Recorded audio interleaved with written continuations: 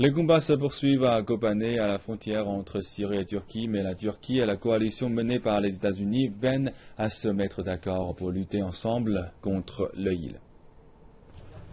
Alors que la ville de Kobané, à la frontière entre la Syrie et la Turquie, est à nouveau réveillée par les raids aériens, les États-Unis ont communiqué de bonnes nouvelles.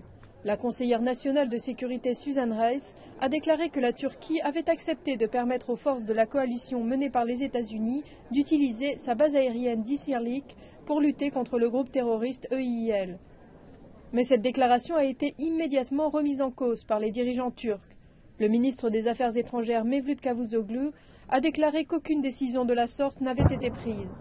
Alors que les États-Unis et la Turquie tentent de se mettre d'accord, l'EIL a redoublé d'efforts avec 2 attentats suicides à la voiture piégée au centre de Kobané. Ils n'ont cependant pas réussi à atteindre leur cible. Les États-Unis ou l'un de ses alliés doivent fournir des armes en urgence aux milices kurdes de l'YPG. C'est la seule solution pour que les Kurdes puissent survivre à Kobané. Ce soutien ne devrait pas se faire aujourd'hui, il aurait dû se faire hier. C'est une urgence.